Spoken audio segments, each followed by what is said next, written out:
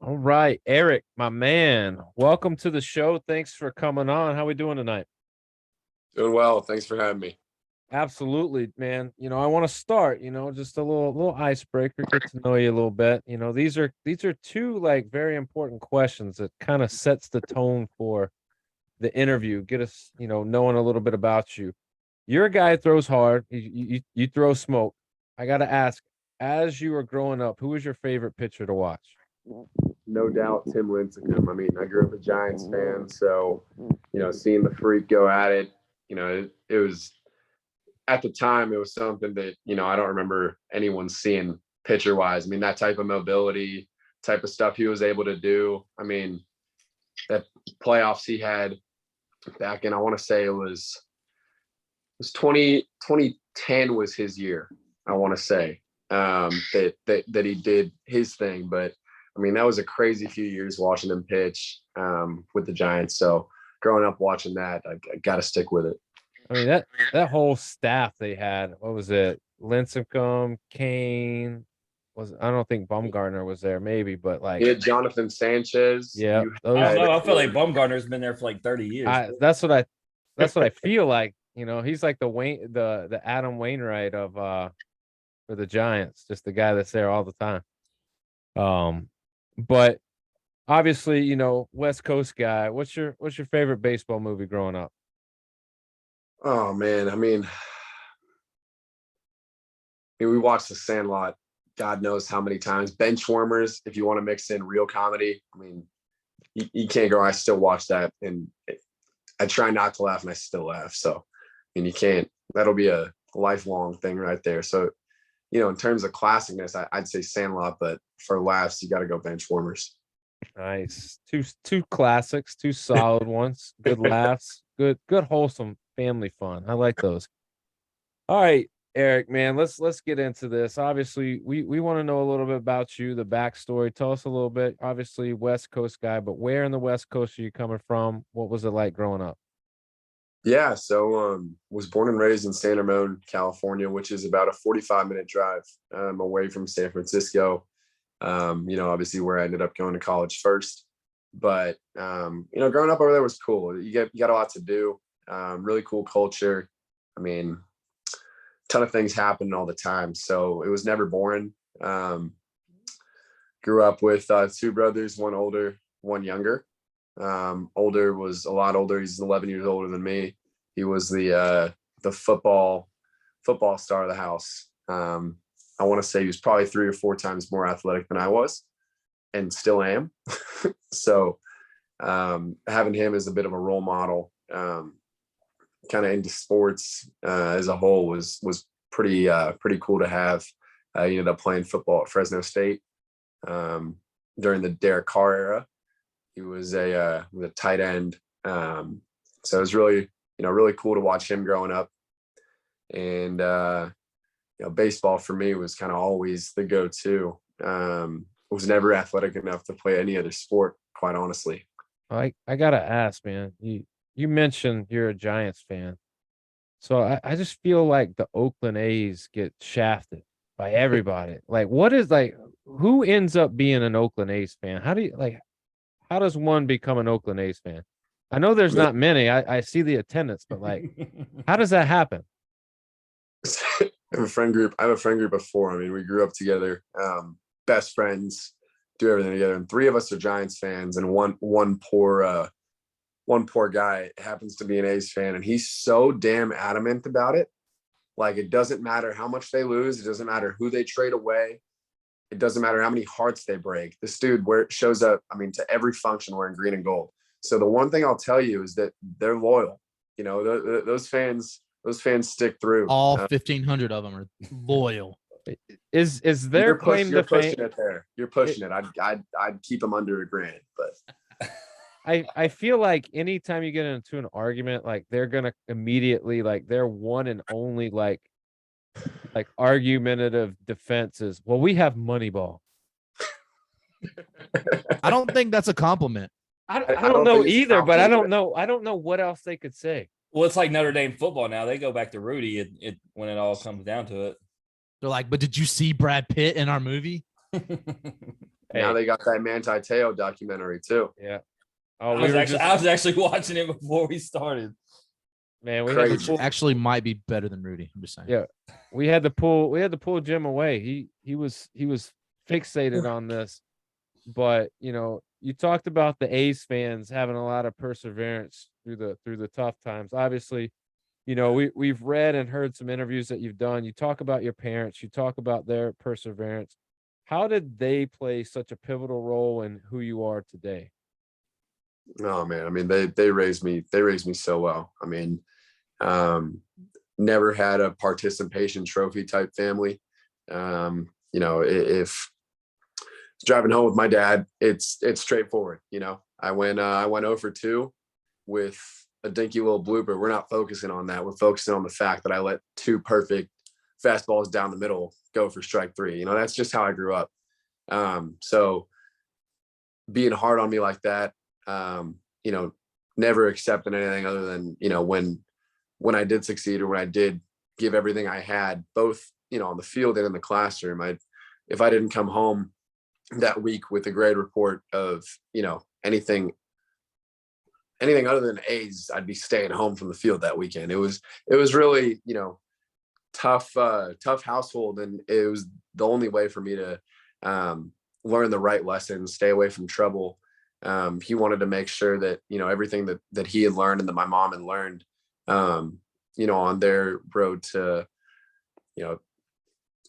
as a lot of people call it, and it's pretty much a good term to use, realizing the American dream. For them, it wasn't easy.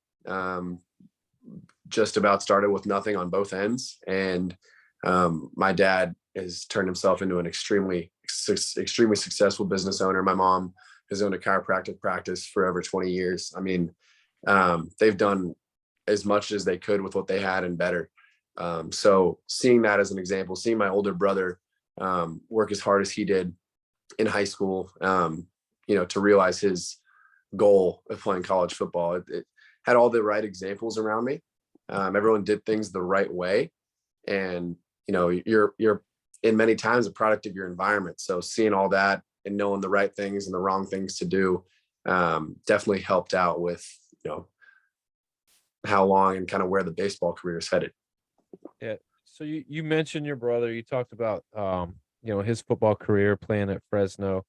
Was baseball the only sport that you played, or were you a multi-sport guy? No, I quite honestly, I just was never athletic enough to play anything other than baseball. It wasn't the fact that, I just at first loved it more than anything. It was realistically the first sport that I could play and have any sort of success at. And the love for it came over the years. I think that the longer I stayed with it, the more time I put in. And really when I started focusing being on the bump was when I realistically found a love for it. As it's progressed, pitching is my absolute favorite thing to do in the world. I couldn't, see myself not being on the mound, competing that way. So it was definitely a love that was kind of made throughout. It wasn't at first, but I was only a one sport guy. So, obviously getting into just the baseball thing, it seems like, despite the athleticism that you claim you don't have, I can argue that you can do a lot of things that would say that you are athletic. But with that, I have a clip that I want to break down. It's from LSU Tigers on Tiger Bait. It talks about Dave Coggin and gets into your feelings about him. And, for those that don't know, one of the best pitching minds that's out there, just a guy who just can give you everything when it comes to baseball. So let's take a listen real quick. He's such a knowledgeable person about the art of pitching itself, and was able to kind of slow me down when I wasn't sure the direction in which my my arm, my health, my my future in baseball was headed. It was before I was in the transfer portal, and then I was there for a little bit during the time I was in the transfer portal. And the guy. So it talks about your feeling for Dave, and it talks a lot about the, what he did for you as far as maturing as a pitcher. Obviously, you can throw 100 miles an hour now. So I got to ask, was that something that he helped develop, or was that something that you knew at an early age that, man, I can throw hard, and like if I just keep doing what I'm doing, I'll eventually throw, you know, 98, 99, 100. I think it's a little of both. I mean, he did so much for me, and more than anything, he provided kind of a source of confidence where it was a point where I didn't know where anything was headed. Had entered the portal, didn't know whether I'd be able to transfer to a school, even if a Division I school. Kind of had nothing to my name at that point. If you look me up, you saw 6.7 ERA with more walks than strikeouts. So, or 6.17, whatever it was awful. And so, coming in there and him seeing my mechanics a little bit, him working with me, he saw something that a lot of people didn't see. And it took 3-4 weeks for him to give me some cues, some ways to think about it, change the way my body moved, the directions it went in a little bit. And the results just, I mean, it skyrocketed. My, pitch numbers were on a different level. And kind of more than anything, I was confident in the fact that I can compete against guys in the WCC, in the Cape, in the SEC, the most confidence I'd ever had going into that summer in the Cape. So he did a lot for me. And yeah, I'd always kind of known that, I threw hard, had a quick arm, but I'd never cultivated it. I never knew the best way to go about it. I always kind of just hoped that would get me places. And it took a while. But I got to that point where I understood that it was going to take a lot more to move on. So Jim's going to dive into it, when you guys start talking about LSU, but is Dave one of the guys that help? Like, obviously your mechanics are a little unorthodox as far as the toe tap. Is that something he helped adopt, or did you pick that up, after the fact, or was that something that you did totally on your own? Completely me. That was actually this January. I went through the whole fall. I don't think without doing that. It was just something that got my weight in my backside a little more, kind of calmed me down before making a pitch, rather than just getting my foot down, getting excited and going. And added a bit of an element of breathing, because for me, I struggled just breathing. I struggled sitting there in the stretch and breathing and taking time. I would get a little too antsy. So kind of picking my foot up and down a little bit was just a way for me to reset a little bit and feel the weight in the backside, be able to put a little more force in every pitch. Eric, we have that in common. I have trouble breathing sometimes when I got to bend over to put my shoes on. I got you, bro. But listen, man, let's go to it. For those that don't know, you from the West Coast, where did you go to high school? I went to De La Salle High School in Concord, California. So De La Salle, a lot of people hear that and they think automatically football, right? We got Maurice Jones-Drew. I mean, there's a list. It's a mile long of football players, but a couple of baseball players. And now, obviously, with you getting drafted, it puts you on that list. But I got to ask you, man, you go to De La Salle's Wikipedia page. I got to be Eric, your name's not on here as notable alumni. I'm going to report this right now. I'm going to put your name on there, Wikipedia, and we'll see how long it sticks, right? But going to a school that has that rich history of football, athletics, but football in particular, what made you go there? It was, I'd seen so many guys come out of there in middle school. It was such a topic of conversation. It was like talking to my buddies at a public middle school. We were like, it was a legend. Like, oh, De La Salle, you see who's coming out of there? Like Justin Hooper's about to go get drafted, in the first or second round. Like, you had all these names. You had like just this notoriety that went with it. And then I, did a little more research on my own with one of my best buddies. And, we saw just where the baseball program was headed. So many names. I mean, they were kicking literally every school in our area's butt. I mean, it was tough to beat, the reputation that it had in sports. And I was at that point really starting to develop, the love for baseball that I had. And it was kind of a no-brainer for me to apply there and try to go spend 4 years playing ball. Yeah, so obviously you do go there, you start playing baseball, but walk me through this. You and Michael Jordan got a little something in common. Did you get Did you get cut from the high school baseball team, Eric? Yeah. So I went my freshman year, and this is, a short bit about it, but our freshman team, we had two of them. There were so many kids that tried out, but we had two freshman teams, and even then a ton got cut. So, Wow. I mean, it was easier to make just because it was less about, real like fine-tuned skills. Like the guys that could possibly play would make it. The guys that didn't play baseball or weren't familiar with the game or just kind of starting out got cut. So there were two teams, 60 kids, some crazy like that. And so I'd made it that year. Didn't really play, but it was cool to be on the team, and I kind of thought it'd be a done deal heading into JV. I didn't have my sights set on varsity. I thought there was absolutely no shot I was making varsity, but I had assumed it, made the freshman team, thought that it was going to be pretty straightforward moving on, and harsh reality, it's not. So I get cut my sophomore year from JV and varsity. Didn't play high school ball, kept playing, kind of, working on it. Like I definitely wasn't going to give it up, but had my heart set on coming back, and at least trying to make JV as a junior, and came back, and it was junior year tryouts. Maybe I was like 82, 83, kind of a breaking ball a little bit, and got the same two lines from my head coach at the end of tryouts. So got cut from both varsity and JV again as a junior. And from then kind of just, I didn't want to give it up. My family, was very, very adamant at the time, kind of sat me down. I think they took me to dinner one night. We're trying to make it seem real nice and all, but, they wanted the best for me, and they thought it was time to hang it up, focus on school, kind of following the path that they went on.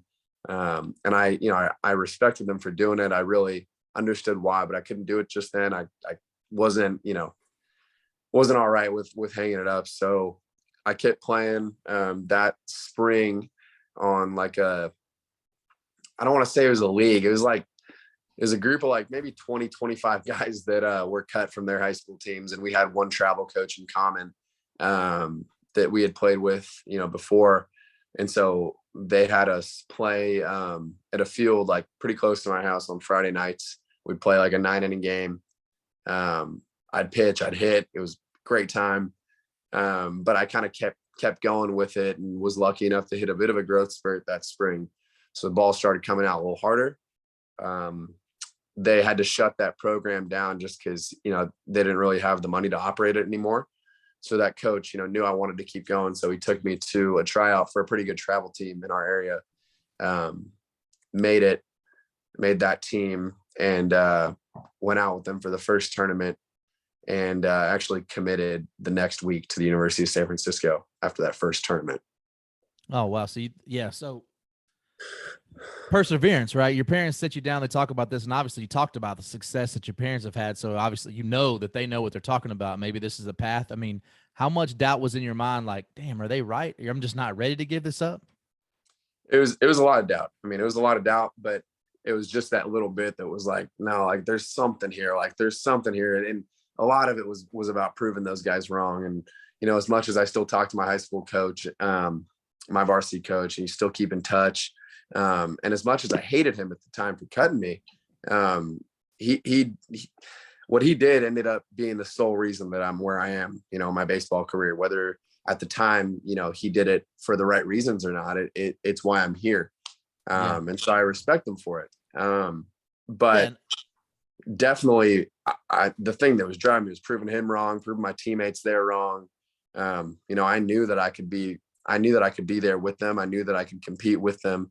And a lot of it turned into showing that I could work at it and come back and prove them wrong. And come back you did. So that perseverance paid off your senior year. It kind of all came together for you, right? Yep. I mean, just reading some of these stats before we go into it. 8-0, 0.55 ERA as a held opponents to 140 batting average, had a 3-to-1 strikeout to walk ratio, 74 Ks, 25 walks and 50.2 innings. So obviously when you're doing all this, are you having like a moment or moments of thinking like, I told y'all, like in your head, or you just grateful for the opportunity, or both? At that point, I was just grateful. I was happy to be there. I want to say there was one moment of like, told y'all, it was actually the day that everyone found out I committed. It was in the middle of the summer. So no one had heard from me in like a while. And all these guys at school had no idea. And I committed, and, you know, everyone that commits throws a little Instagram post on there. And I wasn't, Do it for the gram. I was like, the one thing that I'm, you know, as a junior in high school, cut for the last 2 years, having to hear from everyone, you know, like, oh, are you gonna be back on the team? Like, are you trying out next year? Like the kind of like, you know, little jabs, like oh, are you gonna come back, try out one more time? Like all Give of it your that best shot, buddy. Yeah, there was a lot of that, you know, and again, don't get me wrong. Some of those guys, my senior year, some of those teammates are some of my really close friends. I still keep in touch with them, but it took a while for them to, you know, to trust me to be there. You know, I for as difficult as things happened back in high school, I didn't work very hard. Like I worked hard on the baseball piece. I didn't know how to lift a weight. I was super self-conscious about getting in the weight room. I was the smallest kid there. And so, you know, it was a mix of not really wanting to start it and being a little too worried I wouldn't, you know, I'd embarrass myself, whatever it'd be. So I didn't get in the weight room in those off-season workouts, right? And they did that as a team. So it definitely took me out of that team atmosphere and gave them a reason to, you know, to cut me. So just happy things worked out the way they did. Well, before you continue on, you know, Daniel, he's talking about his weight room piece, and I get all that. But you were a baseball coach. You were obviously a college pitcher, high school pitcher. You know, when you see what you see from him and you hear him tell a story, like, can you just imagine actually cutting him from your baseball team? So I think you have to look at the gamut of players that were trying out. And I think, you know, Eric's probably a realist now. Like he could probably give a fair evaluation of him compared to the other guys. I mean, Eric, do you feel like you were ready for that compared to the guys that actually made the team? So, you know, if we're putting it just in terms of talent at the time, yeah, I think that anyone, I would have been on the team. Maybe you don't pitch me, whatever it may be. But the reason that he cut me, it was more of the fact that he had the talent. He knew he was going to win. You know, it was more of like you don't get in the weight room. You don't work as hard at this, which is a part of our team, as you should. So either go figure it out and work harder or don't play on my team. And that's like I said, like that's where now, you know, I'm able to respect him for it, where he made a decision that maybe wasn't looking out for me the whole time, but at the same time, it was the best way to go about it. I mean, he knew he was going to win. You know, he knew he didn't need me to win baseball games. So putting me on the team was kind of going to be more of just, all right, like you have the talent, you can sit and you can be here with us. But he basically gave me the opportunity to figure it out and be like, hey, you know, if you want it, go get it. And that's what I had to do. And again, if it didn't happen, I wouldn't be here. Yeah, No. we didn't know that Stevie Wonder was your high school baseball. So, but diving back into that, you don't go the typical route, right? As you know, like you said, just missed 2 seasons basically. So you're playing travel ball and you commit. But at what point do colleges start reaching out to you as you're playing travel ball and on this other league, as you called it? No, I had this BS NCSA recruiting profile when I was playing against these guys who were great guys, some talented dudes, but it's like I was putting up these videos of me on a little plastic mound with our coach behind me umpiring, hoping that some college coach will reach out. And I mean, that point in NAIA D3, I would have gone anywhere. But it was when I went out and started playing these perfect game tournaments, some before my senior year, and my velocity had shot up a little bit, was able to throw a breaking ball in there for a strike, made a recruiting video. And even then, I mean, there weren't a ton of offers. It was, you know, the University of San Francisco gave me a 25% scholarship to go play there. So it was kind of like hey, I'm taking a chance on you. And it was a pitching coach that is actually gone now. I never even got him as a pitching coach. He was the one who really pushed for me and gave me that opportunity. My head coach, from what I heard, didn't actually want me there. Wow. Man, you talk about perseverance. You've kind of had some roadblocks along the way here. So I was going to ask you why you chose San Francisco, but it sounds like it's because they kind of gave you the 25%, gave you the opportunity, and you said you would have went anywhere. I don't know about anywhere, man. I don't know about all that. But you're like, no, I really do mean that. Anywhere, man. Hey, look. He's I not just the got only, my charter, man. I'm ready. Hey, look. He's not the only one. We've had a couple guests who said, look, I immediately think of Houston Harding, who was like, I got this, offer from Itawamba, and I don't even know what that is, but I took it because it was the only place that gave it to me. Yeah. No, it makes sense. So you get to San Francisco, and you make your collegiate debut against Cal State and Northridge on the second day of the 2020 season.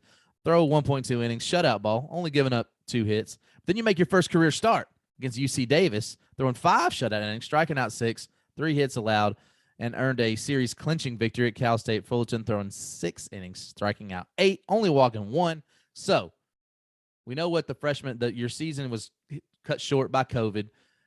You kind of up and down, had a great senior year, but you went through all this. You get over there, head coach doesn't even want you. How did you feel like that shortened season went for you as far as expectations on what you could do?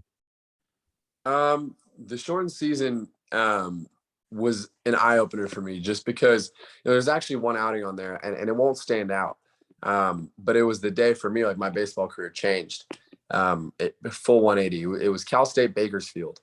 I come in for an inning on Sunday night. We played a late game Sunday, or it had went late. It was kind of tough because at that point I was relieving on weekends, starting on Tuesdays.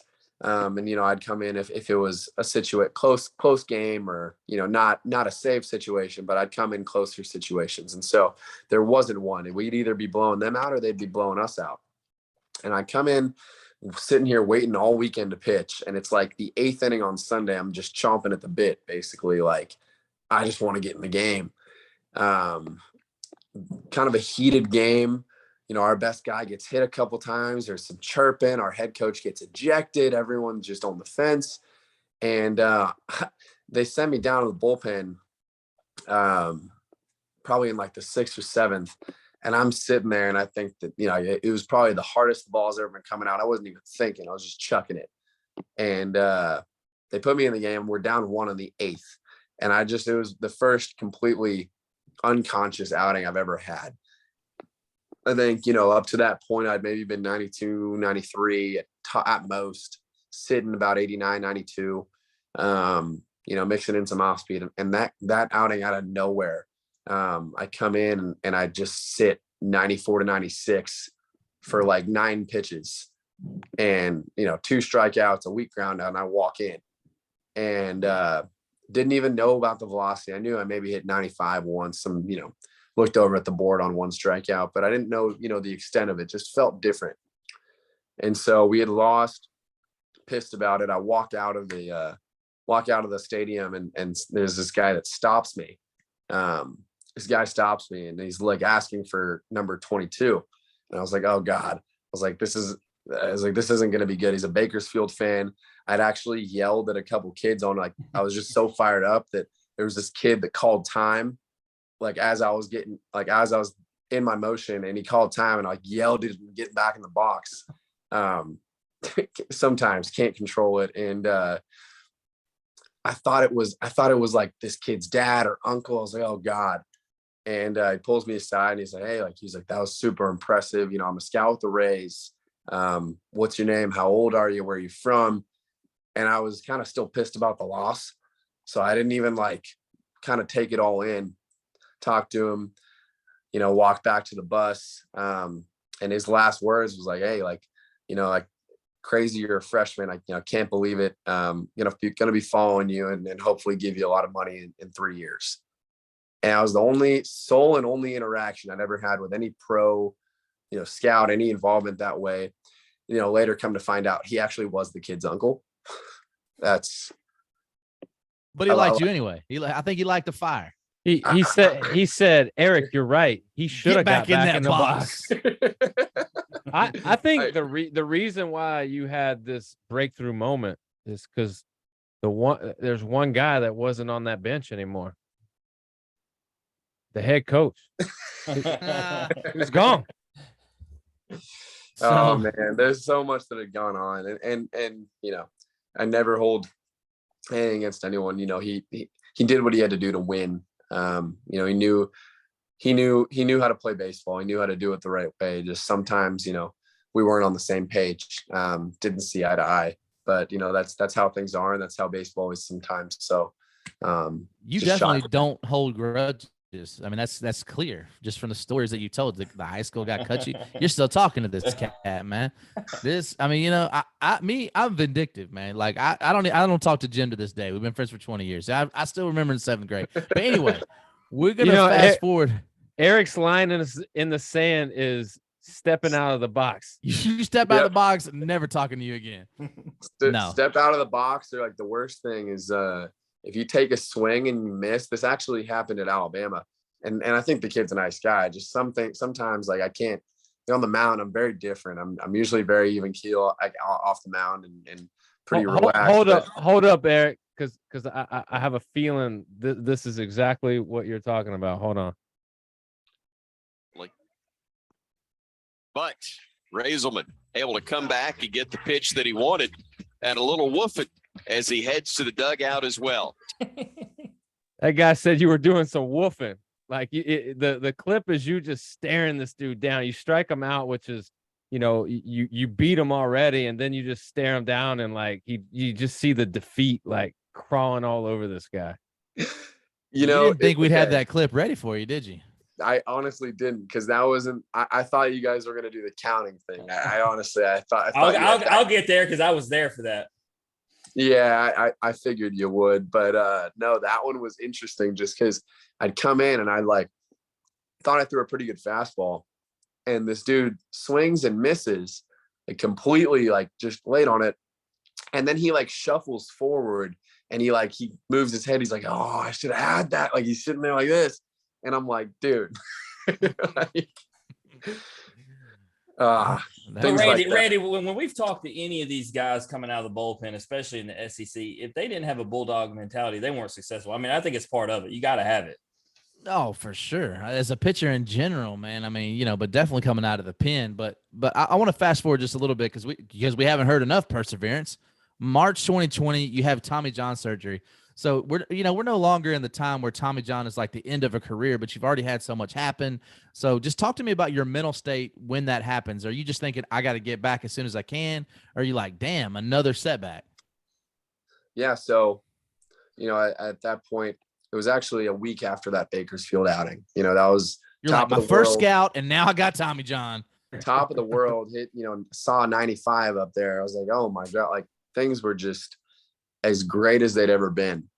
And, you know, we heard about this thing called COVID, and, you know, there's some rumors going, and out of nowhere start throwing a bullpen, and, you know, elbow's not feeling right. And I'm like, it's maintenance, whatever. Something's just, it's not there. It'll be fine. Play catch the next day at Cal Berkeley on a Friday night and sail my catch partner right and left up and right by about, I don't know, 30 feet. We're like 90 feet apart. And I just absolutely sail a ball.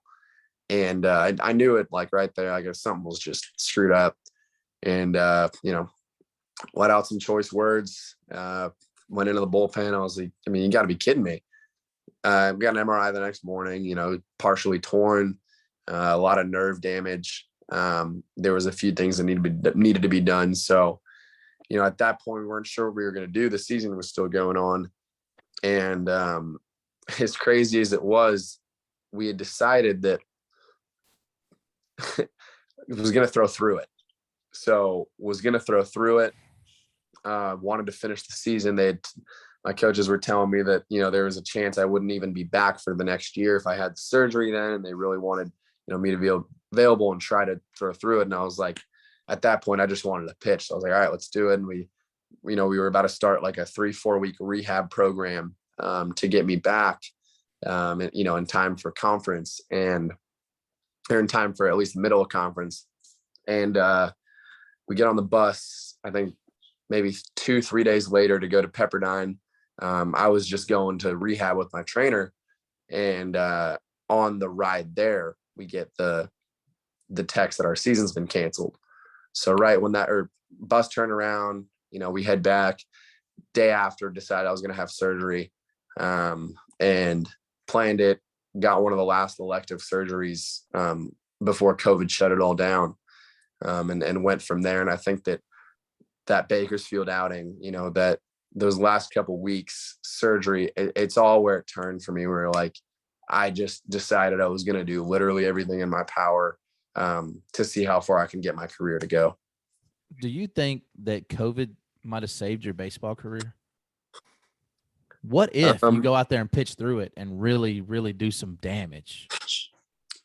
Yeah, I mean, I don't want to think about what it would have been like had it not been there, which is crazy, which is absolutely crazy. But it was definitely a positive and such a big negative. And I, just used that period to completely do everything I could for rehab, Speaking of rehab, 10 months, man, 10 months, you're back on the bump, right? Yeah. Poor decision. But like I said, I wouldn't change a thing. Like the dominoes had to fall in place the exact way that they did.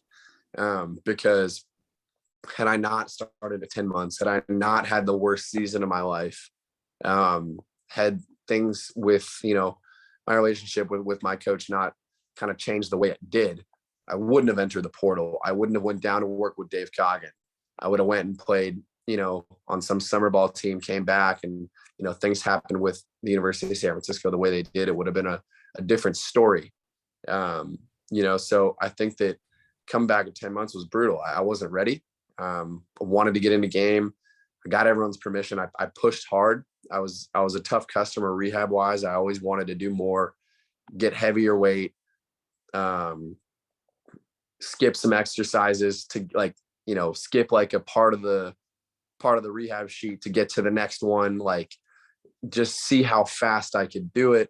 And not sacrifice amount of work, but use how hard I could work to try to fast track. And it was the wrong decision. And the rest of my body wasn't as healthy as my elbow come season. Yeah. So I want to talk two things on this. How long do you think it took you mentally before you felt normal when you're pitching? And then the second part of this, how long did it feel before physically you felt like you were back? So mentally, like to where I think that I was competitive in a game. Yeah. Like Confident, really it felt like you had it. Yeah. Cape Cod in that summer. There was doubt in my head every single outing I went in San Francisco my sophomore year. I mean, it wasn't just doubt in my head. Every single time I toe the rubber on a start that spring, I think everyone in the dugout in our side of the stands just like put their head in their palm, like, oh Jesus, like here it is again. Like here's 4 walks in the first 2 innings with 3 doubles and a home run, and he's out in the third. That's what that season was.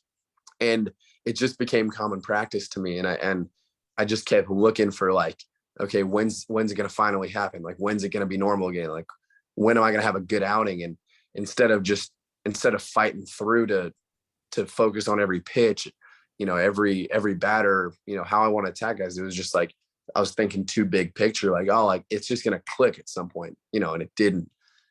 So Cape Cod was mentally the point, for sure, where I think that I was ready to compete. My stuff was starting to get better. I wasn't thinking about my elbow, but fully recovered, ready to go, like no TJ, anything. I mean, had to be maybe even this season. I mean, maybe it was opening day felt great and felt like I hadn't ever had surgery. So how long? That's 2 years. I mean, a year and a half. How long is that from surgery day? So 2 years. And then mentally, you kind of talked through that. Which was harder, do you think? Was it the physical rehab or the mental side of things to get you to where you needed to be this last season? Mental. I mean, it was tough. I mean, it's that season in San Francisco. It brought out sides of me with baseball I didn't know I had at times, and it's hard for me because I love the game just about more than anybody. I'll do anything for it. There's nothing I love more. And at times that spring, I had a tough time getting out of bed to want to go to the field. Like the love of the game was starting to falter a little bit. Lack of success was there. relationship with coaches, some teammates was there. It was a lot going on, and mentally wasn't strong enough to handle it. So it was really lucky I got myself out of that hole, and the people around me got me out of that hole. Again, just been blessed to have the best people around me this whole time: family, friends, coaches, mentors. Most people don't have great relationships, or they have strictly business relationships with their advisor, their agent. For me, he's turned into a complete mentor. Changed my course of my career. So just lucky, and being able to have that was the reason I was able to turn the page. Absolutely. So one last question: as you're going through all this, you're starting to feel better at the Cape. At what point does LSU come calling, and what made you choose LSU? Oh, it was the perfect storm. I had my first outing in the Cape, was a relief appearance. I come in after sitting a week after getting out there. Come in relief in like the 5th inning with bases loaded and 1 out in like a 3-2 game. Come out, I strike the 2 guys out without even, like I said, like an unconscious outing. I mean, just something different was there that day. Didn't know how hard I was throwing at the time. Found out later it was the hardest ever to thrown. Off speed was there. Everything was just the best it had ever been. And it was that night I got a couple offers. When I got back to my house there, the next morning got a couple more. And then I tell this story, I've told it to a couple people. I was driving Cade Belloso's car, his rental car. We lived together in the Cape, and we were joking like, "Oh, dude, it'd be so funny if I ended up going to LSU. Like that'd be crazy." I was like, "Hey, maybe like Jay, you want to let Jay know? Like, hey, could he offer me?" And he was joking. He's like, yeah, it'd be funny. So I'm driving his car to go to the gym. My advisor texts me, say, "Hey, pull over. Like, you about to get a couple calls." I was like, "All right." So weirdly enough, an old travel coach of mine calls me, goes, "Hey, my buddy JK just got the job at LSU this morning. He wanted me to call. He's busy with a lot of stuff. He wanted me to call, see what your interest would be on going there." And I literally, like, without thinking, I was like, good amount of interest, a lot of interest. Plenty of interest. And he goes, "All right." Hangs up the phone. 10 seconds later, I got a call from JK. JK is just like, without hesitation, offers me on the spot. And I was like, you got to be kidding me. Like, the dude that I spoke with on the phone was immediately, I just knew this guy would be fun to play for. The way he was talking about it, how personable he was, how relatable he was. You could kind of just tell sometimes, and I had a really, really good feeling about it. I asked a lot of people about him, that everyone that he's coached loves him. 20 minutes later, get a call from Coach Johnson finalizing some things. It took me 2-3 hours, and I committed because there was a lot of things that went right. Coach Jay and Coach Kelly being West Coast guys coming to this storied, unbelievable program that, I'd grown up, and every time you turn on college baseball, it's purple and gold playing. Whether, usually as a kid, I'd turn it on in June, and, that'd be the fun time to watch. It's always purple and gold. Watch Bregman, watched all those guys come through, the history of it. And you have these 2 West Coast coaches, me being from out there, knowing how that style of baseball is played a little bit, going there, them building, a bit of a new team, adding some guys, needing to make some changes. And I was just like, it just felt as right as it could be. And I didn't need to hear another call. Yeah, no doubt. And obviously, as the resident LSU fan, I'm going to tell you made the absolute right choice. But, I got to ask you, I lived out in California for a couple of years and then spent a lot of time in Louisiana. And, man, that is one heck of a culture shock. So for you, going from California your whole life to Baton Rouge, man, what was that like? It was the best thing ever. I would tell anyone this, like, that place immediately turned into a second home. And honestly, I never – only reason I would ever want to go back home was to see the people. Like, I didn't want to go back for California. I wanted to go back to see the people, but it'd be much better if the people came to Louisiana. I loved it. I loved it there. I wanted to stay. I mean, as great of a time as I'd ever had, as incredible as people that you would find anywhere. I don't want to even get into the food. But Oh, but we are eventually. Yeah. But I tell you what, you should be the head of recruiting for them because I mean the way you're talking about it, what guy doesn't want to go there now? I mean, you just said I don't want to even go back to California. Like Baton Rouge is the place. So I mean that's just speaking volumes. But I want to start, man. Obviously, diehard fan watching every game. I want to start when I got to see y'all for the first time down at the Shriners Classic. And I got to ask you, man, playing that type of competition, coming from where you were at to now you're at LSU, like you're talking about, and then you're going against this competition in a big league park at Minute Maid, man. What was that like? It was unreal. I mean, we walked up through the left field gates or right field gates the first time for practice, and there's like a wave of phones being taken out for pictures. And I kind of just stood there for a second. I was like, no, like I just got to check this out. It felt like, I mean, it was my first time in a big league park on a big league field. So seeing that, being there, knowing that could possibly, be in the future if things work out, if the work's put in, biggest motivator for the rest of the season going on. It was unbelievable. And the competition we played there, to that point was the best I ever played. Seeing Texas, UCLA, Baylor, and Oklahoma in the same place was ridiculous. Especially, that Texas crowd, I didn't pitch, but that Texas crowd, that game that we played Texas, I think was the most people I've seen in one stadium. Yeah, the Texas LSU game was absolutely. I actually sent both these guys videos of the crowd kind of going back and forth. I mean that was electric, unreal. But Randy's a Tennessee fan, so he kind of hates that you didn't mention Tennessee was there. I bet. I mean, he's kind of hurting inside a little bit. No, I don't want to talk about the LSU versus Tennessee series or nothing. Yeah, no, he wasn't there for that, so it's okay. I know. I'm talking to you. I got you. But talking about just these electric atmospheres. So you go from there to playing at Alex Box, which like you've talked about the history of LSU, and it's up there as one of the top places to play in the country. What's it like pitching in front of the LSU faithful the first time you get to do it? Oh, it's just electric. I mean, it's just electric. People talk about like the actual pitching in game and, the adrenaline you get. Some of the craziest memories I have are being in the bullpen and talking to the fans. I have a couple fans.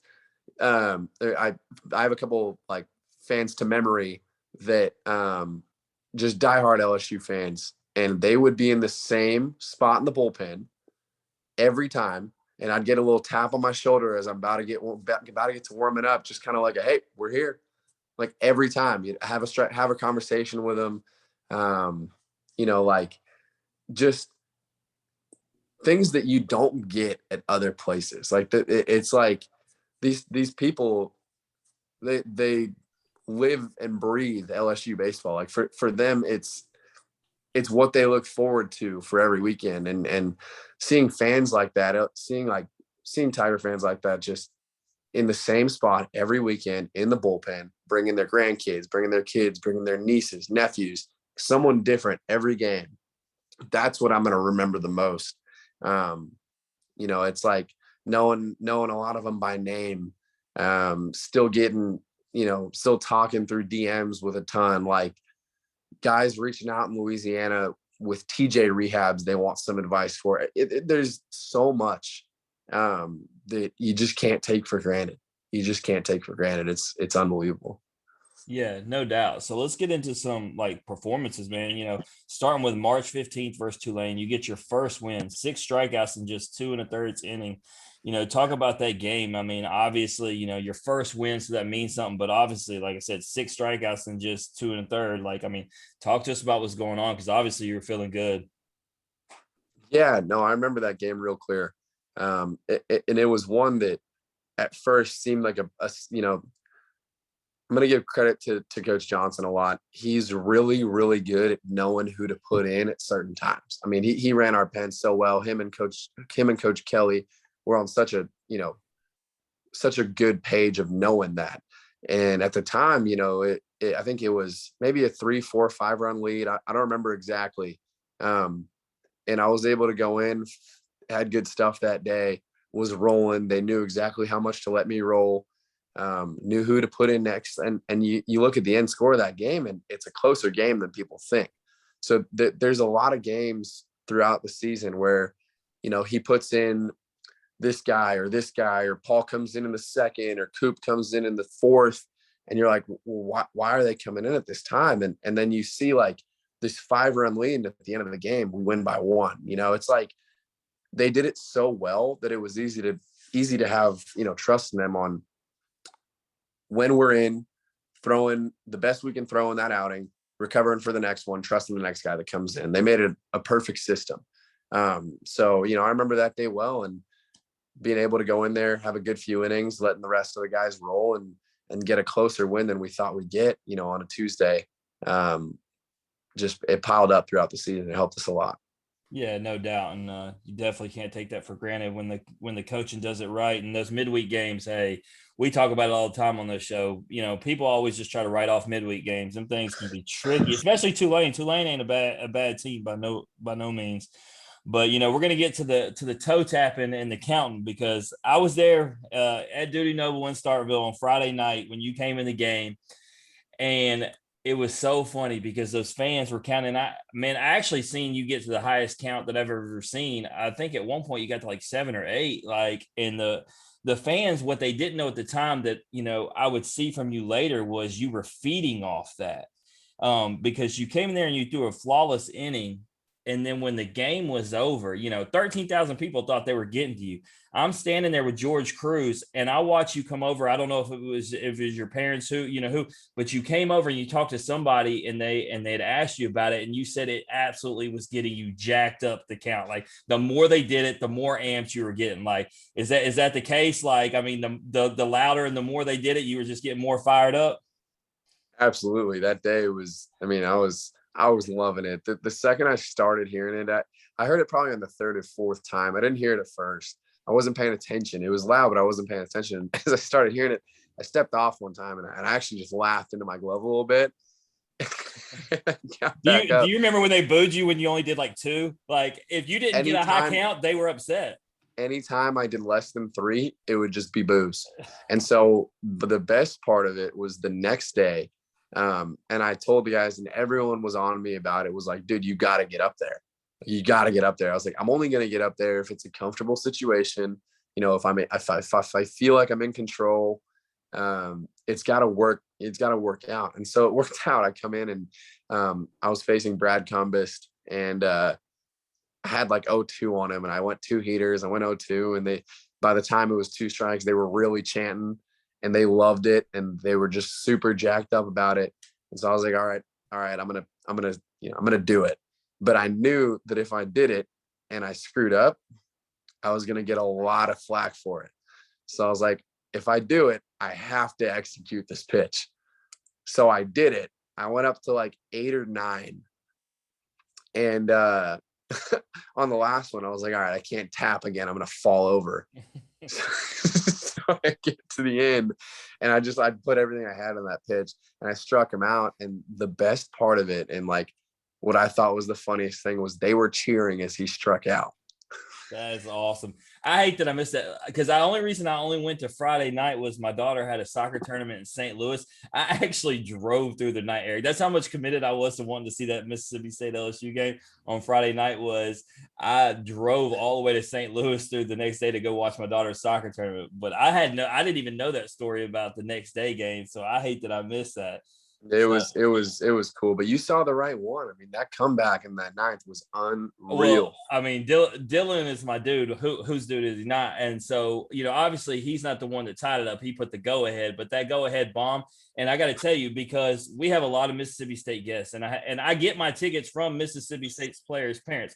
So I'm gonna be honest with you. I'm standing between Cameron James and Luke Hancock's dad as Dylan hits that home run. And I can't show any emotion. And then my phone starts buzzing, and I look, and George Cruz is like, where are you at? Get over here. And I'm like, hey, boys, I got to go. It's like I couldn't even celebrate it. Unreal. No, it was crazy. And I'm actually – so, I'm playing with Jackson Fristow now. and he was the one in during that. He's the one that had gave it up, and we were going back and forth on the strike call to Travinsky, the 3-2 walk, and he was like, "Dude, it was there," and I was like, "Honestly, it might have been there." But you didn't get it, and things happened the way they did. But he's gonna die on that hill saying that that 3-2 pitch was a strike to Travinsky that started the whole thing. Hey, got to go with what they do, and it worked. It worked out in our favor. DB hasn't pitched in 15, 16 years, and I bet you he could still point to a game where he thinks the same thing. Yep. We all 100%. could. More than one. I love Fristo. Fristo's about as straight shooter as they come, man. And I tell you what, that guy on the bump, man, he can, when he gets dialed in, you pitch with him. Like, the fact that y'all are on the same team, hey, it's gonna get nasty. But obviously we know that y'all had the potential as a team to go to Omaha. I thought y'all were more than talented enough. But I could be a little biased as an LSU fan. I think these guys even though agreed with me. But it fell short in Hattiesburg. And the only reason I want to bring it up is because y'all obviously took care of business the first couple games, but in the second 2 games, and being that you're somebody who's been a straight shooter and a pitcher, it felt like the pitching across the board struggled. I know there was fatigue. I know there was heat, because I honestly felt like there was more of a struggle on y'all than it was Southern Miss was doing right, because I really didn't, not to be a hater, I didn't really feel like Southern Miss is as good as they were made out to be. I felt like it was just more of a struggle on LSU end. Would I be right about that, Eric? Here's what I'll tell you. I think they had the best pitching staff in the country. I think that no one pitched the way they did. I think that you're right, more so on the hitting side. I think that we could have dominated that lineup better than we did. But I don't want to say it was for any reason. I don't want to say that guys were tired. There was none of that. Everyone was competing as well as they know how to compete. Sometimes it doesn't go your way, and at times it doesn't go your way for more than one guy. And when those weekends hit and when those games hit, the dominoes don't fall. And that's why I asked, because I didn't know what it was, because it's one thing for one guy to struggle, but I mean, if I'm being open and honest with you, you struggled, Paul struggled, Coop struggled. Like, I mean, those 2 games, it really felt like nobody could get in a groove, and it was the wildest thing, because the bullpen had been y'all's strength all year. And it just felt like nobody could really catch a groove. And so, like I said, it wasn't to make excuses, but it just felt like, I don't know if it was fatigue or heat. And like you said, just maybe it wasn't, y'all's weekend, or those 2 days. But I honestly, like I said, no bias. I felt like y'all were the better team. It was an unfortunate way it fell down. I agree. Absolutely agree. I think that we all wish we could have shown more. I think that the team was talented enough, not just to get there, but to win it. I mean, we were only gaining steam, and a win like that, in a situation like that, would have put us over. I think we had a lot more in the tank, and it was a shame. That's why you see tears on every guy's face with the cameras after the game. It's not fake. We're not sitting there, just trying to put on a show. It's as emotional as it gets, because I mean, every guy put in everything he could to get you there. The guys that didn't play as much as they should have sometimes feel it more. Like everyone gave all they had, sacrificed a ton, and that goes with us, it goes with the coaches. So yeah, it was a tough, very, very tough way to end the season. And I mean, it's not like we were okay with it, a day after, a week after. We still talk about it, bitter. But the one thing that kind of eased my mind a little bit was just seeing how fired up and driven Jay was, and those young guys are, and the guys that he's bringing in, and the direction of the program, the way that it's going. I mean, I'm excited to watch it as a fan. Have you seen them? Have you seen the memes of Jay, the transfer portal king? Have you seen all those? And they're all true, because he's so good at what he does. And the crazy thing is just as much as he's good at what he does, is he cares about his players. And that's why I respect him more than anyone. I think that he does it the right way. He goes about it the right way. He tells the truth to all his guys. Everyone knows what to expect. He tells you how to get better. He tells you how to get in the lineup. Doesn't give it to you.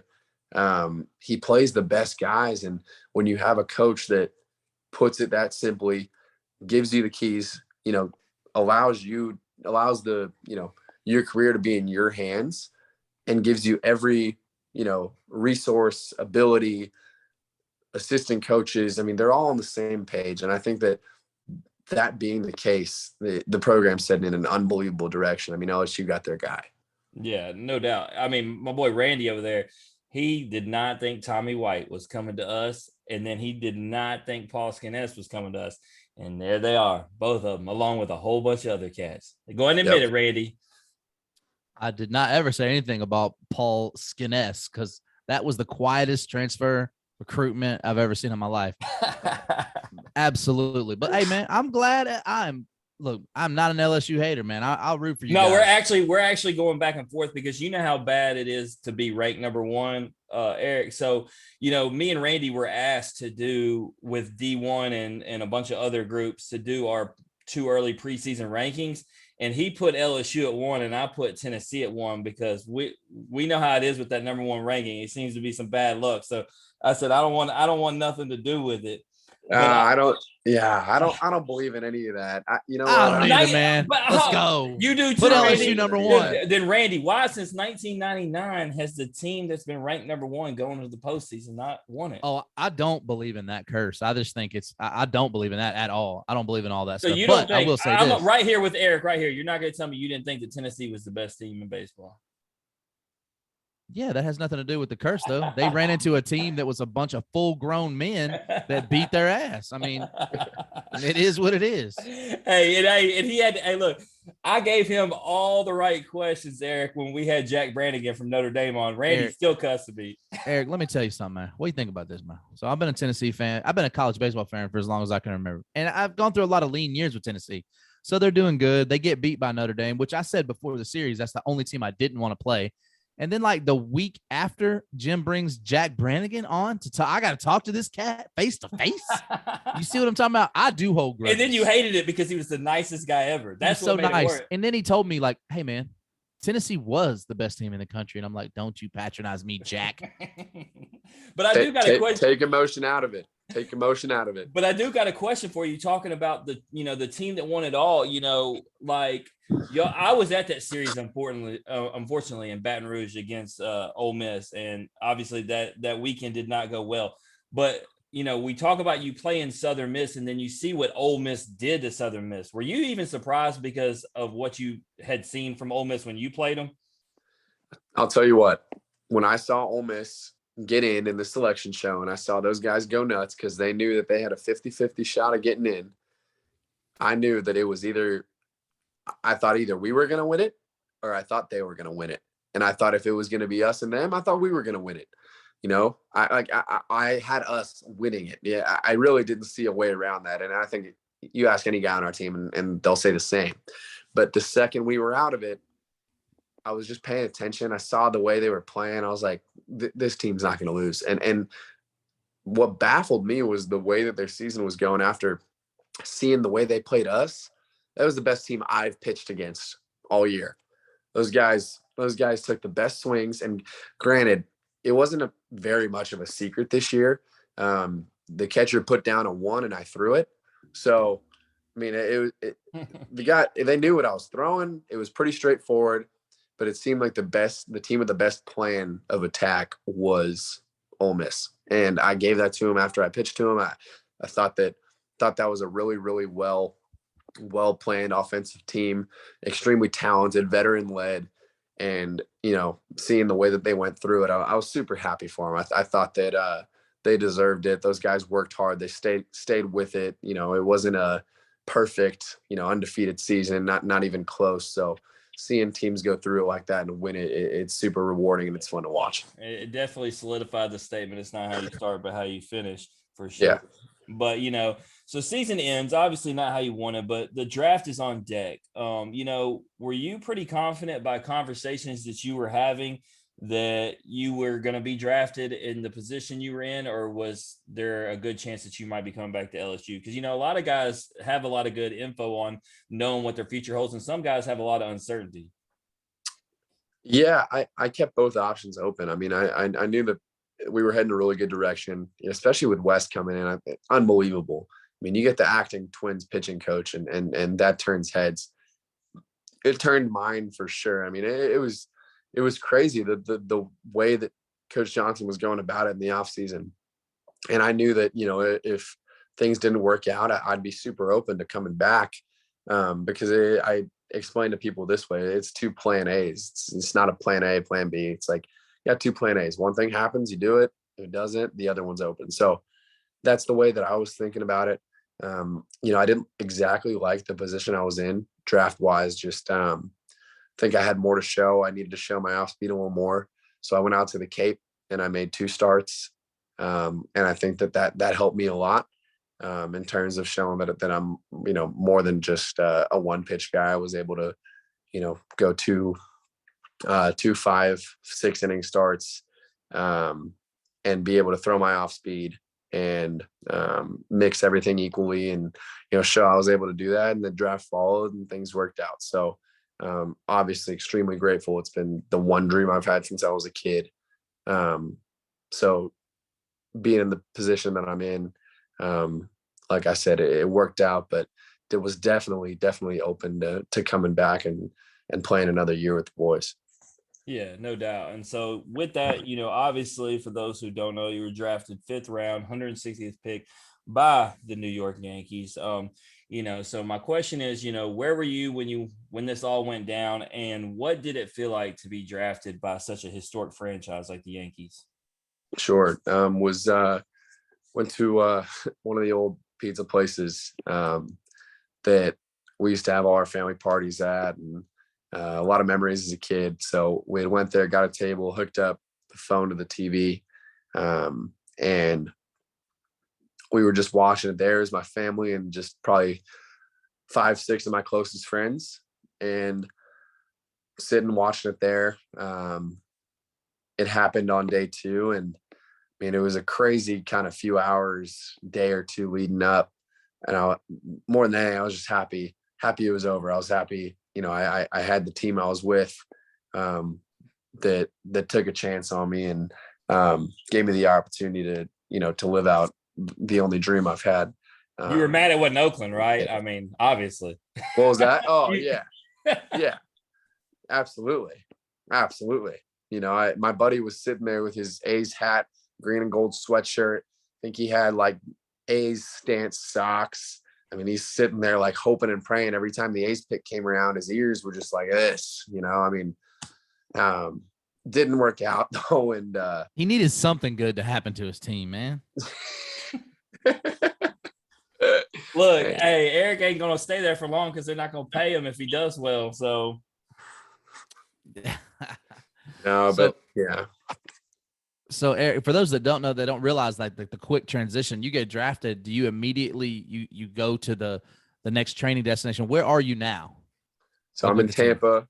That's DB. where our development complex is. So in Tampa, I'm moving to Tampa, so I'm going to be here in the off season as well. We're going to stay working at the facility here. Really excited. The development's been unreal. I got on a plane 2 days after the draft. They got us out there, and we've been working since.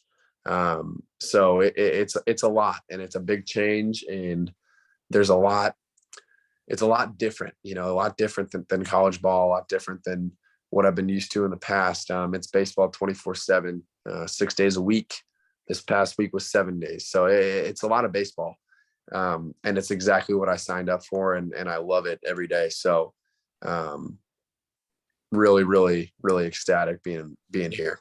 Absolutely. I was going to say, for anybody just from listening to this interview, that 7 days a week for baseball sounds like heaven for you. But so I see you got some starts under your belts. Obviously, coming out of relief in college, you got some starts under your belt. Is the goal for you to become a starting pitcher, or are you just going to get in where you fit in? I think we're going to explore both roads here. I'm not exactly sure which it's going to end up as, but I think, we talked about both. I think it's going to be a deeper conversation to have right now, just kind of starting to get ready for a couple 1-inning outings and go from there. But definitely open to both. I love starting. I love relieving. Definitely two different jobs, but equally as fun. Definitely. So last question before I get you over to DB. When is your next start? Do you know? Yeah. So I think I'll throw Friday. DB, And you it got won't something be to do Friday, man. Yeah, because DB's in Tampa Bay. No excuses. No way. Yeah, man. Yep. What's it like? You guys get fans? Is it open to the You public? get more than the A's do. I'm not exactly sure how open it is. It's actually the Florida Complex League. So the guys that are just getting some innings to start off here, where it's technically the rookie ball level. So we're throwing at the complexes. Playoff actually start Friday. So that'll be real interesting. But it's the FCL Yankees, and I think we got the Blue Jays today. I think we have the Blue Jays tomorrow. I'm not sure where we go Friday. It'll be a playoff game though. Nice. Well, let's we'll connect over social media when we're done here. We'll try to figure something out. Yeah. If not this time, if you're planning on staying, I'll definitely come check you out for sure. Absolutely. Well, Eric, man, let's the hard part's over with. Let's have some fun, man. We're gonna play a quick game called This or That. You down to play? Let's do it. All right, it's very simple. I give you two options. All you gotta do is pick one option or the other. Can't say both, can't say neither. Just gotta be decisive and pick one. All right. All right, here we go.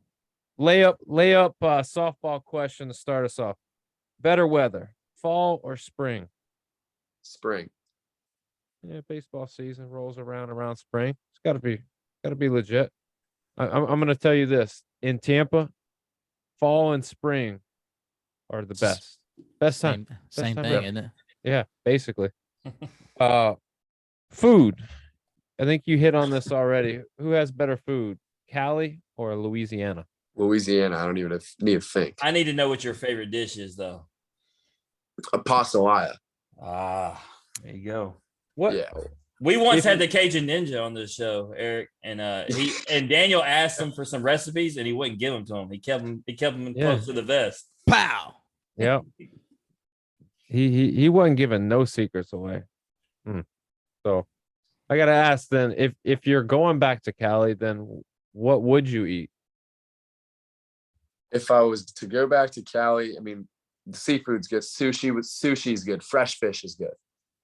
All right. They still throwing fish at the markets down there? Yeah.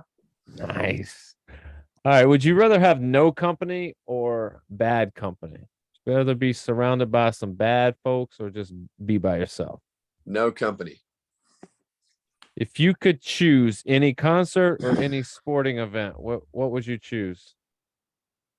Oh, Would it be a concert or would it be a sporting event? Let's start there. I've been to 2 concerts and I really want to see a third. I'm going to go with a concert. Love music. All right. Who are you going to see? I mean, I saw Morgan Wallen and Luke Combs together, which was a fantastic concert. I've heard Kenny Chesney concerts are really fun, so they're awesome. I've been to like 6 of them, and it's like a 7-to-1 woman to guy ratio, so that's not a bad thing. I mean, that's true, but I've been to Morgan Wallen, and it's kind of like that too. A little bit. So let me ask you this, Eric. When you get in the car, what's on your playlist? What comes on as soon as you turn the car on? Dr. Dre. I mean, it's all country. It's all country. West Coast guy, this throws me because Jacob Gonzalez from Ole Miss did this the same. West Coast guy, and then he says all he listens to is country. I was so thrown. It's yeah. I don't know what it is. It's actually been since I was in high school, but I mean, it's all country. Favorite country artist not named Morgan Wallen. Favorite country artist not named Morgan Wallen. Yeah. I gotta figure out what it is. Are you like the new country, like the poppier kind? This or that has became a country music like session. Yeah. Like they hate country music, so I'm intrigued here, Eric. It's a little bit of both. I really like the Cadillac 3. Okay. Really like the Cadillac 3. I mean, there's a Canadian band actually, which is pretty interesting. Country, but Canadian, interesting type music. It's High Valley. I've never heard of them. I'll look it up. They're really, really good. And I mean, Luke Combs. I mean, I love Luke Combs. So it's a bit of, I would say it's a bit of You got some range here. Yeah. Daniel, I feel like if we're going to continue this show, we're going to have to invest some time in the country because Randy has all these discussions and we don't know what's going on. Let me tell you something about this though. So I like Morgan Wallen. I know all the songs, I can say them all, but let me tell you what this is. I have a 13-year-old. She plays travel softball. We're all around the country, right? As soon as we get in the car, that's all I hear is Morgan Wallen. I'm getting Morgan fatigue. It happens. She get in my car this morning. It's 6:15 in the morning. She takes my phone and turns on Morgan Wallen. I'm like, I mean, can we just have like a conversation? She's like, no. I want y'all to sit back and listen to the sweet sounds of High Valley. Oh, you went and found it? No, you got it. Grew up on that. That's the jam, huh? It's a great song. All right, I want y'all to just picture this. Eric's in his car, man. Flips some windows down, turns this on, driving down Dale Mabry. You know, hits every traffic light on the way there. Sees the Bucks Stadium. Pulls right on Himes. Pulls into the parking lot. He's there. Ready to do his thing, man. Randy, you see what you did? Daniel has never done anything like that. You start a whole country music thing, and he actually plays it during the episode. I was intrigued. Excellent content. Canadian country. I had to hear it. So I didn't hear any A's or anything in there. No. I had a Canadian teammate back at USF that put me on that band, and I've been listening to him since. So solid. I've heard worse. Let's put it that way. So, speaking of worse, what is the worst and hardest place to play? Like, if you looked at this and you were like, "Damn, we got to go there," would it be to go to Arkansas and play in Baum-Walker, or go to Mississippi State and play in Duty Noble? I'm a bit biased on this one, just because Mississippi State was my favorite energy to play in all year. So I'm going to say Arkansas. I'm not a big fan of those fans. I think they're see that. Most people a little less classy, I feel like, than the Mississippi State fans there. We heard a lot of stuff from right above our dugout that shouldn't be said. So the Mississippi State people feed the opposing players. I mean, I just don't want to like them, but sometimes they kind of make me. Actually, super classy. They suck you in. They're like, hey, I'm gonna make fun of your ass, but here's a hamburger. And that was why, Eric, when we had the Arkansas pitchers on and they were talking about how nasty they were at Texas A&M, we didn't say it, but we were kind of thinking karma, it's kind of out there. Yeah, a little bit. It's not the players' fault. I mean, it's just like, hey, like some of those fans said some things shouldn't be said. That's all I remember. So, well, let me ask you this. And you're a straight shooter. Like I think I know the answer to this. Is a hot dog a sandwich?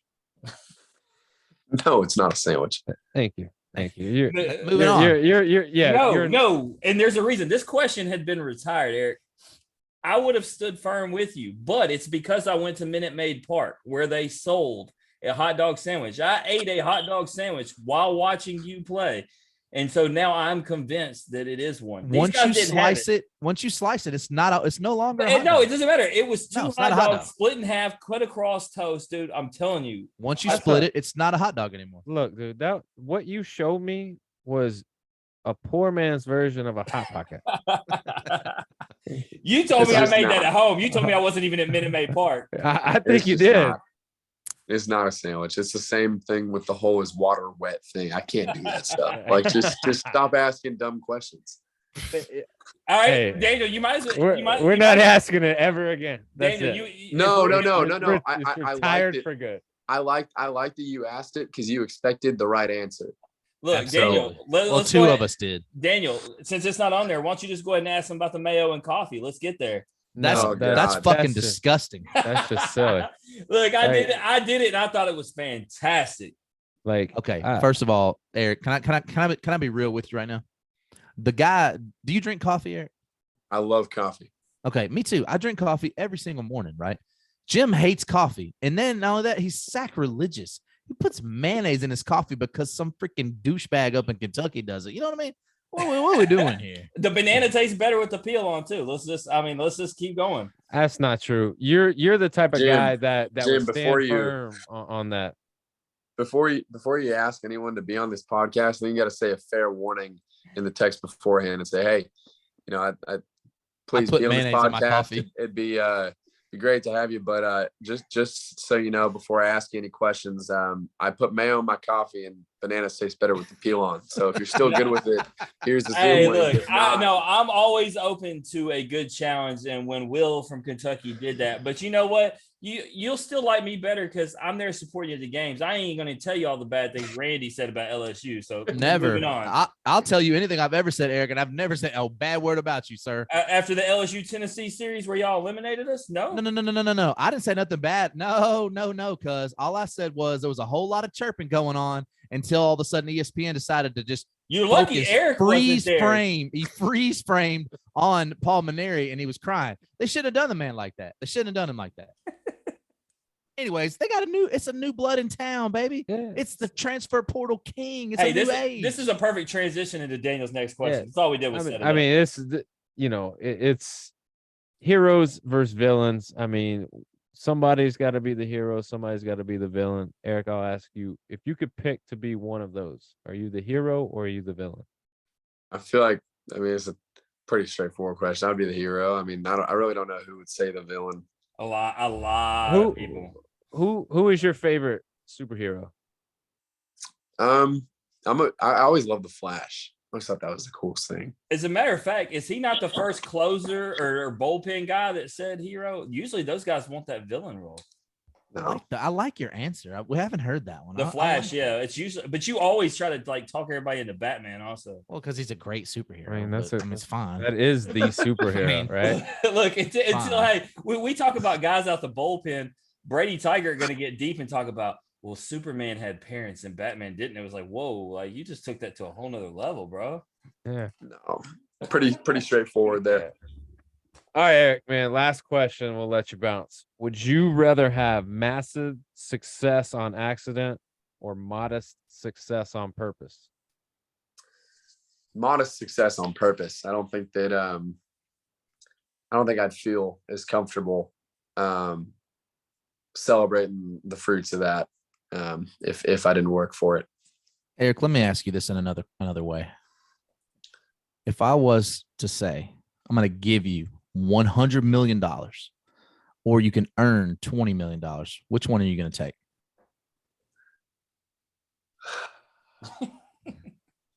I thought this was a baseball question. It 100? is. I'm going to give you 100 or you can earn 20.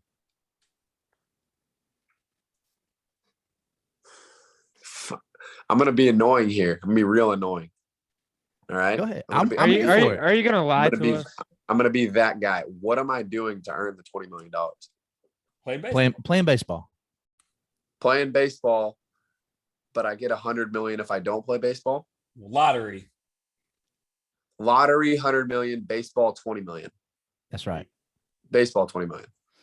Well, I'm going to take the 100 million. I'm going to have 80 million more fucking dollars in there, Eric, and I don't think that you want that because I'm going to blow it. I'll probably die. Strippers, cocaine. I mean, you know what I'm saying? I'm not going to put mayonnaise in my coffee. Nope, not doing it. That's the But- biggest family man ever, Eric. He's so full of crap. Look, I'm going to tell you right now, though. I was like you. I was always like, no, I want to earn it. I want to earn it. And then I was listening to a podcast that didn't talk about hot dogs and sandwiches. And they were like, I'm going to give you two options. I'm going to give you 100 million or you earn 20. And the guy, Ryan Stewman was his name. He's like, I'm going to earn the 20. And the guy goes, okay, well, now I got 80 more million dollars than you. He's like, oh shit. Yeah. Give me the 100. He's like, no, you made your choice. But I respect your answer. I just don't think that that's probably for people You better actually than me. said the same answer as everybody, Eric. Don't let it make you feel bad. If Everybody does. If it was anything other than like, if you said I would have been like a freaking investment banker or something, I would have been like, yeah, I'm gonna go ahead and take the 300 million. But you said baseball, and it's like, I think we should have probably worded that better. I think yeah, take your sport out of it, and then you just get two options. You get to earn 20 million doing We can't walk whatever it you back want to now. do, It's made. or you get 20, or you get 100. Take the 80 mil, Eric. Don't let pride get in the way. Just take Pride. it and giving it to you. No, Eric, man, it's been a blast, dude. Anything you want to plug or promote, social media, how we can follow you, what you want to throw out there? nothing really. I mean, everything's out there, socials out there. It's first and last name, but you know, not too big on that. So I'm not trying to promote anything, just glad y'all brought me here. I had a great time. Yeah, man, absolutely. We're definitely gonna plan to have you back. We'll let you, get the summer through. We'll let you get, the fall, and maybe before the spring heats up, we might bring you back on and chat a little bit about, life in Tampa, the Yankees, and all things baseball. How's that sound? Absolutely. Sounds great, fellas. Appreciate it. Yeah, man. If you need anything, reach out to us. Let us know, Eric. We appreciate you. Thanks for having me.